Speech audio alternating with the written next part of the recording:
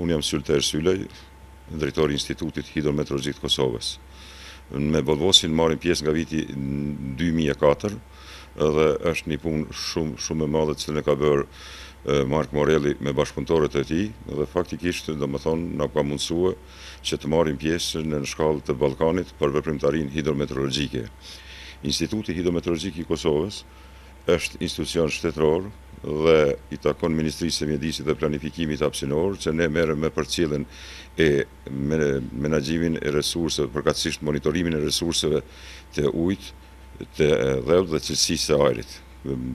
Këtu unë me bashkëpunëtor marrim pjesë me punime shkencore nga lamia e ujit, e ajrit edhe të dhëut.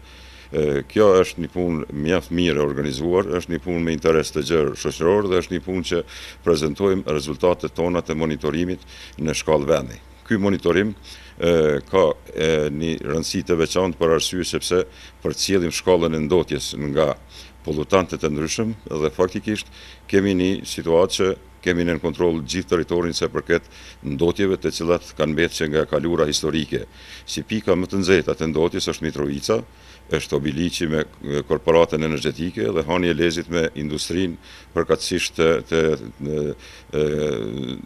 çementos. Prandaj kjo punë ka një rëndësi të madhe që ne veprojmë dhe informojmë edhe opinionin e gjerë botëror. Ndotja nuk i takon vetëm një territori, por ndotja i takon gjithë territorit dhe është çështje globale.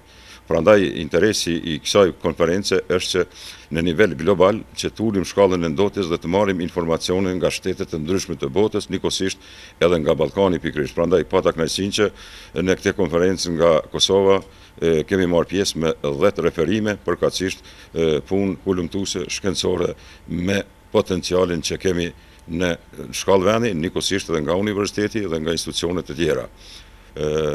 Shpreh edhe një herë falënderimin për organizatorin që ka pas një shkallë të lartë të organizimit dhe një mirë kuptim edhe në të kaluarën, domethënë 2 vite më parshme që ne nuk kemi qenë shtet, prandaj sot Kosova është republikë dhe është shtet në veti dhe ne do të marrim pjesë në vazhdimsi me punimet tona në shkallën, do të përcjellim shkallën e ndotjes që është me interes të gjerë për çështjet globale të ndryshimeve klimatike.